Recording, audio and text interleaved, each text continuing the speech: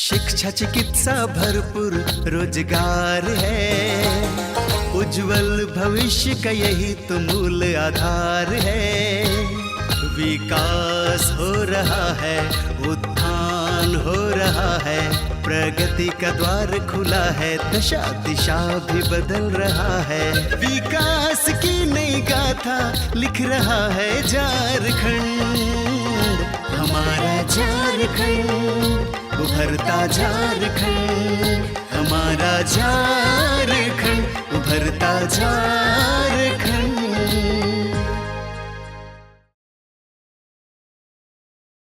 नमस्कार, जोहार। उभरता झारखंड कार्यक्रम में आप सभी का स्वागत है। मैं हूं नमिता। पढ़ेगा इंडिया तभी तो बढ़ेगा इंडिया, इस कथन पर चलते हुए आज हम आपको फिर से नई जानकारी देने जा रहे हैं। हम बातें करेंगे आज कंप्यूटर ऑन व्हील्स के बारे में। जी हाँ, सबसे पहले तो ये जानना है कि कंप्यूटर ऑन व्हील्स क्या है। हमारे प्रधानमंत्री मोदी जी के द्वारा चलाया गया यह अभियान है। स्वामी विवेकानंद जी ने कहा था कि जो बच्चे विद्यालय नहीं जा सकते हैं उनके लिए विद्यालय उनके घरों तक ले आओ, और इसी कथन को सत्य कर दिखाया है मोदी जी ने। इन्होंने कंप्यूटर ऑन व्हील्स घर घर तक पहुंचाया है ताकि बच्चे शिक्षित हो पाएं। यह एक कंप्यूटर है जो बस के माध्यम से बच्चों के घर घर जा रहा है और बच्चों को शिक्षित करने में अपना भरपूर सहयोग दे रहा है। तो आइए आप भी देखिए। शिक्षा हर बच्चों का अधिकार है। स्वामी विवेकानंद ने कहा था कि अगर बच्चे विद्यालय तक नहीं पहुंच पाते हैं तो विद्यालयों को बच्चों तक पहुंचना होगा।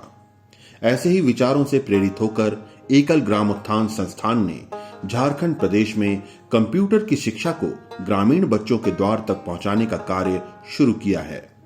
इस संस्थान ने चलते फिरते बस में कंप्यूटर लैब की स्थापना की है। इस बस को ये गांव-गांव तक पहुंचाकर ग्रामीण बच्चों को कंप्यूटर की शिक्षा दे रहे हैं।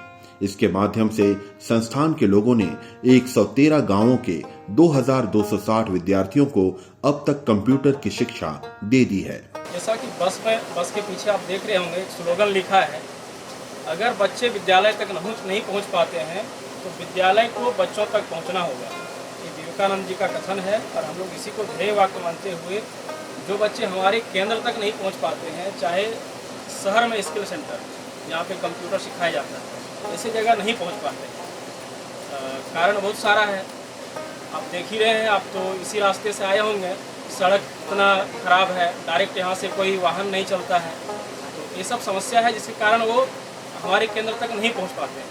तो ऐसे बच्चों को हम गांव तक पहुँचकर, उनके घर में पहुँचकर कंप्यूटर शिक्षा देते हैं, जिससे उनको कहीं जाना नहीं होता है, आर्थिक रूप से भी उनको लाभ पहुँचता है, उनका किराया नहीं लगता है। और हम लोग सेवा के उद्देश्य से ही काम करते हैं। तो जब उद्देश्य ही पवित्र है तो किसी प्रकार का कठिनाई नहीं आता है। जब पहली बार 2016 में इस बस को शुरू किए तो अपना तो हर एक गांव में संगठन है, हर एक जगह कार्यकर्ता है, इसलिए कोई अधिक परेशानी नहीं हुआ। लेकिन जब पहली बार बस गांव में पहुंचा तो लोगों को थोड़ा आश्चर्य हुआ कि इस प्रकार का व्यवस्था पहले कभी नहीं था कि बस में कंप्यूटर सिखाने का। एक नया चीज़ लेके हम लोग गाँव में गए थे, लोगों को तो लग ही रहा था कि कंप्यूटर बस में कैसे सिखाया जाएगा।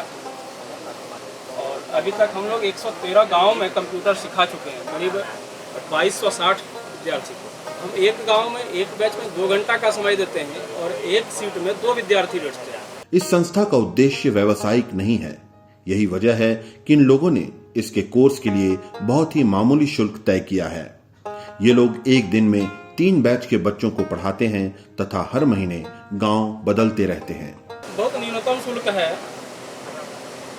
कुछ यदि लगता है तभी वो गंभीरता से लेता है। इस कारण हम लोग एकदम न्यूनतम शुल्क रखे हुए हैं। हम लोग एक दिन में 3 बैच, चाहे एक ही गांव में यदि 3 बैच हो जाए तो एक ही गांव में कराते हैं, नहीं तो अलग अलग 3 गाँव में जाकर 3 बैच कराते हैं। और उसके बाद यदि कोई इच्छुक हो तो वो उनको हम जिस गांव में हमारी बस जाती है, जहाँ पे कंप्यूटर क्लास चलता है, उनको हम वहीं पे बुलाते हैं। या फिर एक बैच कंप्लीट हो जाता है तो फिर हम उनके भी गांव में दूसरा गांव, तीसरा गांव, ऐसे बढ़ते जाते हैं। हर एक महीना गांव चेंज होते जाता है। इस लैब में तो हम लोग कंप्यूटर का ही प्रशिक्षण देते हैं, साथ में युवाओं का चरित्र निर्माण कैसे हो। हमारे जो बस में कंप्यूटर प्रशिक्षण लेते हैं उनको हम लोग स्वामी विवेकानंद यूथ क्लब सदस्य के रूप में मानते हैं और उनके बीच कुछ ना कुछ एक्टिविटी होते रहता है। खेल कूद कार्यक्रम हो, दौड़ हो, विवेकानंद जयंती का कार्यक्रम हो, वैसे कुछ न कुछ कार्यक्रम चलते रहता है। और हमारे केंद्र में और भी कई प्रकार का प्रशिक्षण का कार्यक्रम चलता है, जैसे सिलाई है, कंप्यूटर लैब है, ब्यूटिशियन है, प्लम्बिंग है, इलेक्ट्रिक है, जैविक खेती का प्रशिक्षण है, ऐसे कई प्रकार का कार्यक्रम हमारे यहाँ चलता है। ऐसी व्यवस्था से इस प्रदेश के ग्रामीण बच्चे काफी उत्साहित हैं। ये लोग अपने द्वार पर ही कंप्यूटर की शिक्षा लेकर उससे लाभान्वित हो रहे हैं। इन विद्यार्थियों को कंप्यूटर का बुनियादी ज्ञान हो रहा है, जिसकी जीवन में बहुत उपयोगिता है।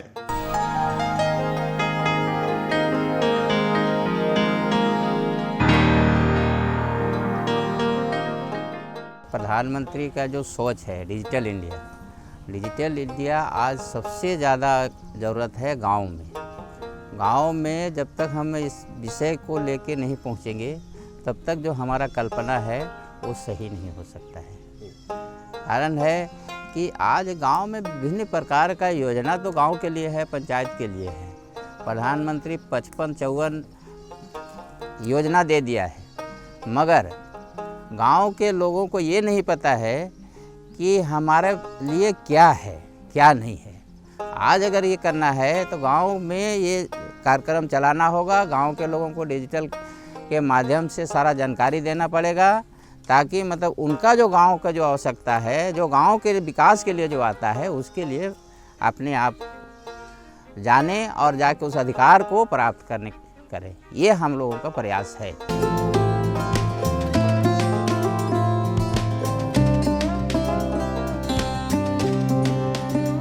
इसके लिए एक हमारा IIT मुंबई सॉफ्टवेयर डेवलप किया है, स्पोकिंग ट्यूटोरियल कंप्यूटर कोर्स।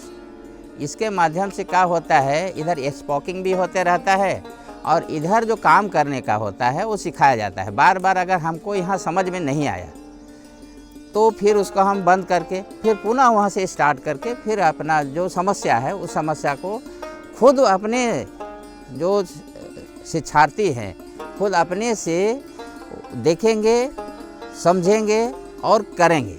और नहीं होगा उस परिस्थिति में हमारे यहाँ सहयोग के लिए शिक्षक है, शिक्षक अपना काम बताते हैं कि इसको ये करने से। गांव आकर हम लोग को यही कंप्यूटर सीखने का या देखने का मौका मिला है। इसे आगे जाकर हम बहुत कुछ कर सकते हैं। अभी पार्ट 1 का कुछ भी वैकेंसी या शहर में जाकर कंप्यूटर अपने से अगर सीखे नहीं रहेंगे तो शहर में जाकर अधिक पैसा लगता है, अपने सीखे रहेंगे तो कम पैसा में ही कर सकते हैं।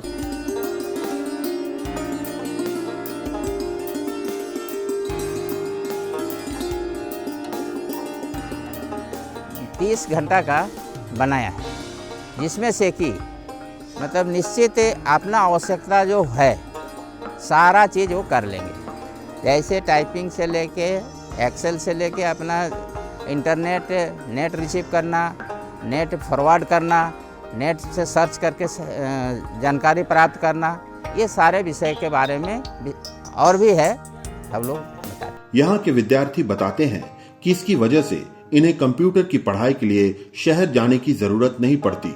इससे इन्हें कंप्यूटर का ज्ञान तो मिल ही रहा है, साथ ही साथ इनके समय की भी काफी बचत हो रही है। ग्रामीण बच्चों के लिए भी शिक्षा उतनी ही जरूरी है जितनी कि शहरी बच्चों के लिए। ग्रामीण बच्चों के लिए भी शिक्षा उतनी ही जरूरी है जितनी कि शहरी बच्चों के लिए। गांव में शिक्षा केंद्रों के अभाव की वजह से ग्रामीण बच्चे शिक्षा से वंचित रह जाते हैं। कंप्यूटर ऑन व्हील्स ऐसे बच्चों के लिए कंप्यूटर शिक्षा के अवसर प्रदान कर उनके लिए प्रगति के नए द्वार खोल रहा है। अब हम बातें करेंगे CSP के बारे में। किस तरह CSP चलाकर सशक्त हो रहे हैं हमारे लोग। जी हाँ, CSP के माध्यम से लोग अपने आप को आर्थिक रूप से मजबूत कर रहे हैं। CSP का मतलब है ग्राहक सेवा केंद्र। जिन गांवों में बैंक की सुविधा नहीं है और उन्हें बैंक के कामों के लिए काफ़ी दूरी तय करनी पड़ती है, अब इन समस्याओं का समाधान हो चुका है। अब आप ग्राहक सेवा केंद्र खोलकर लोगों की परेशानियों को दूर कर सकते हैं। इसमें आप ऑनलाइन रजिस्ट्रेशन कर सकते हैं, आधार कार्ड लिंक कर सकते हैं, पैन कार्ड लिंक कर सकते हैं, यहाँ तक कि आप कैश डिपॉजिट और कैश विड्रॉ भी कर सकते हैं। तो इन सुविधाओं को अपनाइए और अपनी परेशानियों को कम करिए। चलिए दिखाते हैं। आज के युग में महिलाएं अपने पैरों पर खुद खड़ी होने की कला सीख गई हैं। अब वे सिर्फ आर्थिक रूप से ही नहीं बल्कि सामाजिक रूप से भी सशक्त होती जा रही हैं। झारखंड प्रदेश के गिरिडीह जिले के बेंगाबाद प्रखंड की रूबी कुमारी इसकी जीती जागती तस्वीर हैं। ये बेंगाबाद प्रखंड में सीएसपी यानी कस्टमर सर्विस पॉइंट चला रही हैं।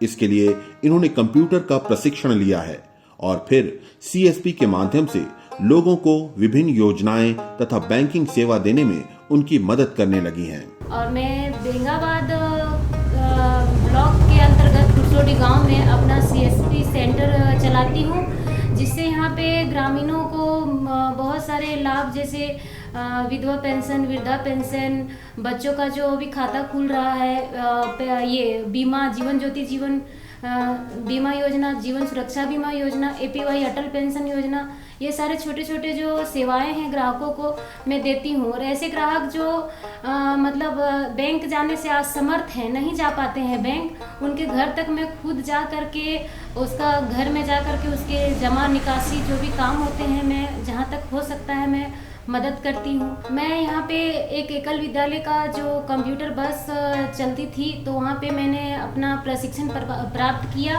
और उसके बाद हमारी सहेली एक बैंक सखी थी यूनियन बैंक ऑफ इंडिया में, तो वो हमसे ज़्यादा ही क्लोज थी, तो वो पहले से ये काम कर रही थी।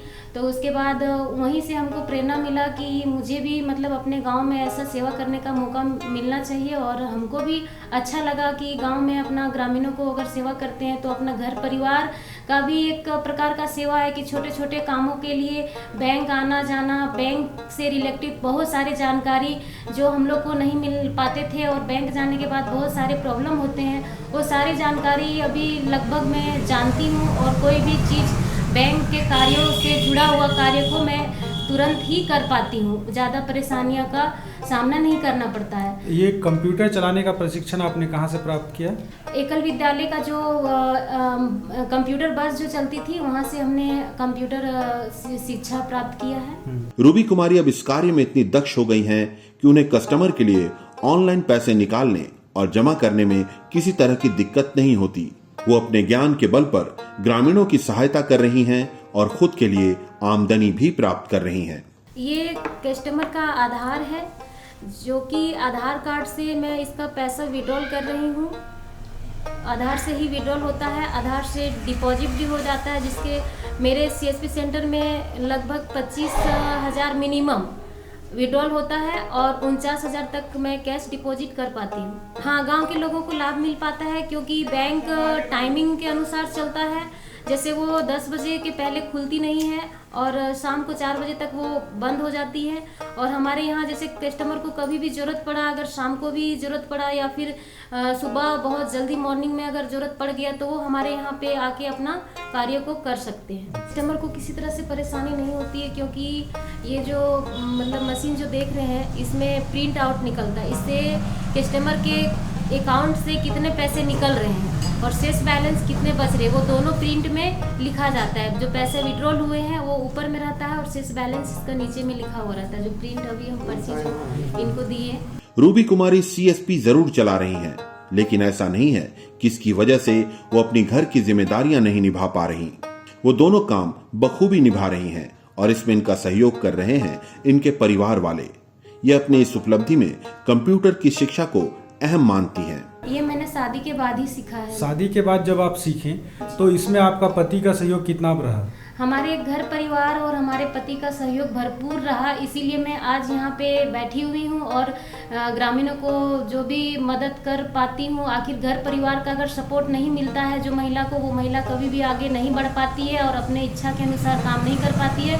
तो हमारे परिवार की तरफ से हमको बहुत ज़्यादा ही सपोर्ट मिला है और मैं इसीलिए मैं अपने परिवार को बहुत बहुत धन्यवाद करती हूँ कि सभी महिलाओं को ऐसा घर से सहयोग मिलना चाहिए और वो गांव के और मतलब ग्रामीण के कार्यों में अपना हाथ बटाना चाहिए।